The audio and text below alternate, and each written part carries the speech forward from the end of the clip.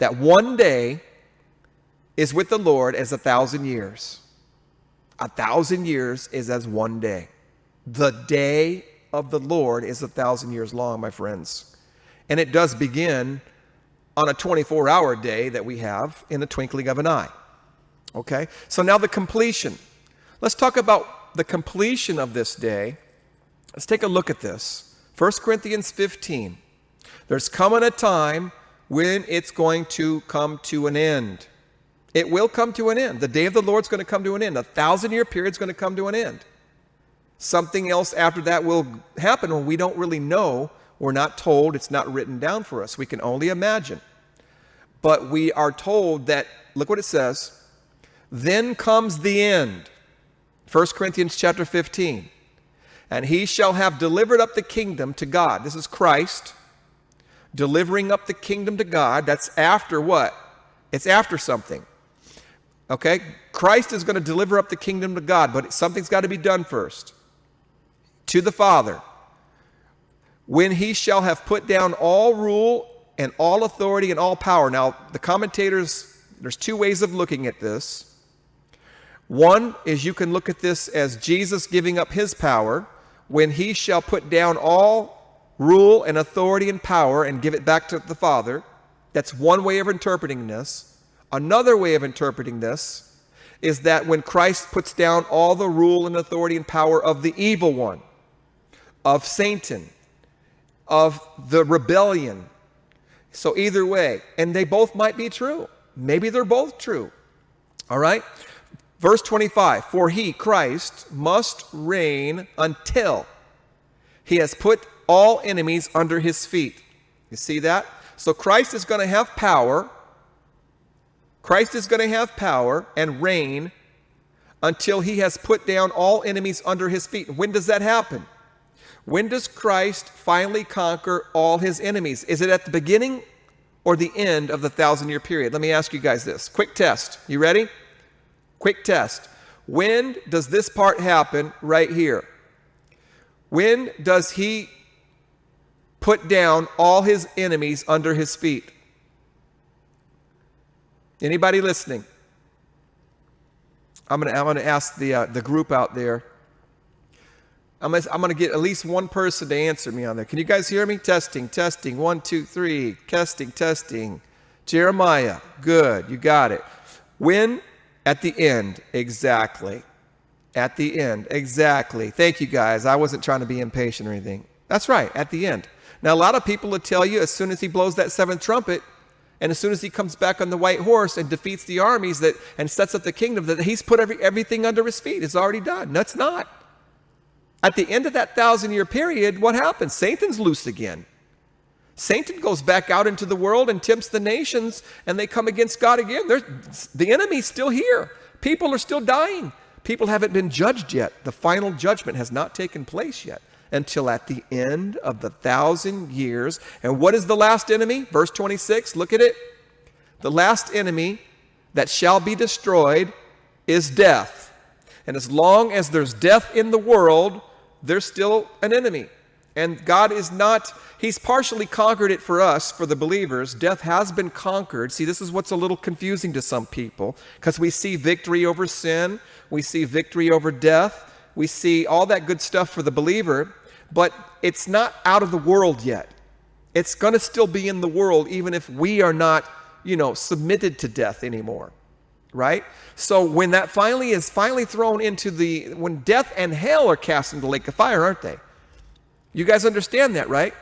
That death and hell, death itself is thrown into the lake of fire. Interesting that the fourth rider on the fourth horse, the fourth seal that opens up, the rider's name is Death. And hell followed with him. And death and hell are cast into the lake of fire. When? At the end of the 1,000-year period, not at the beginning. So let's continue reading here. At the end. For he hath put all things under his feet. But when he says all things are under him, it is manifest that he is accepted, which did not put all things. He's talking about all things except for the Father, of course. All things are under him except for the Father. And when all things shall be subdued under him, under the Son, then shall the Son also himself be subject unto him, the Father, that put all things under him, that God may be all in all. So there's this kind of an adjustment period at the end of the 1,000 years. There's going to be a new thing going on where Christ is offering up the kingdom. He's did his job. See, Jesus has a job to do, and that job is going to come to an end at some point. Until Christ conquers his enemies, death and hell, Christ is commissioned and positioned for a specific purpose and job. Now, that's all going to change at the end of the 1,000-year period, and I don't have full understanding on that, so that's all I know. There's a lot of speculation about that and what's going to happen with Jesus, and how's he going to be related to God, and is he going to be the focal point? And I don't know about all that. Just worship Jesus, and you'll be saved. That's where I'm going to take you to.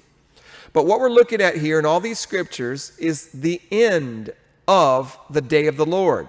When the day of the Lord comes to an end. Let's look at some more scriptures. Revelation 20, verse 8. When Satan is loosed out of the bottomless pit, this is before death and hell are cast into the lake of fire. This is before Jesus renders it all to the Father and it's all complete. Right here, we're seeing Satan loosed out of the bottomless pit still. And he gets all the nations to come against God. And they went up on the breadth of the earth. Now, this word breadth is good for the flat earthers. The earth is not called flat in the Bible, but it does use this word breadth, which means width and wide. And we get the understanding that it's coming from, the plains of the earth stretched out across the horizon. And that's what that word breadth means. They're coming from the horizon, from all around. And they're going to try to take over the city of God with Jesus here on the earth. Can you believe it? And here we see fire coming down from God, probably that 2 Peter 3:8, melting the elements with fervent heat out of heaven and devoured everybody. Every man, woman, and child, everybody, not just the armies, not the remnant of the armies that we read about in Revelation 19. This is Revelation 20, at the end of the 1,000 years, not the beginning, the end, where everyone dies. And then we see the great white throne judgment. And here we see death and hell cast into the lake of fire. Great white throne judgment. Everyone was delivered up that was dead. Death and hell were cast into the lake of fire. This is the second death. And that's when we see the new heaven and the new earth come down. And we don't have any information beyond that after the day of the Lord. Okay? So in 1 Corinthians 15:24, when the end comes, this end that's talked about, when he shall deliver the kingdom up to the Father, that comes after the great white throne judgment, after everyone is judged and thrown into the lake of fire. Death and hell, it says right here, for he must rule, for he must reign until he puts all enemies under his feet, and the last enemy that shall be destroyed is death. That comes at the end, the great white throne judgment. So again, what we're looking at here is we're looking at the three phases of the day of the Lord. The beginning stage, the initiation stage, when it starts, and all the scriptures that talked about this flash of a moment, twinkling of an eye. And then we talked about how long it is. And just really all one scripture is all you need. But there's a lot of scriptures that talk about the millennial kingdom in the book of Isaiah and some of the prophets in the Old Testament that talk about what's going to happen during this 1,000-year period. We haven't even scratched the surface on that yet. And then there's the completion. When does it come to an end? When does the fire melt the elements? When is death and hell thrown and death even conquered? When does God give the kingdom back over to the Father? And that's the finality of it. So we see the completion of that as well. Give me a 7 if you guys are with me on this. You guys understanding all this? And what we're gonna do here is continue to get into some more stuff. You guys with me on it? It's pretty interesting stuff, huh? The more I learn, the more I'm fascinated by all this. Okay, we're going to get into some more stuff in just a moment.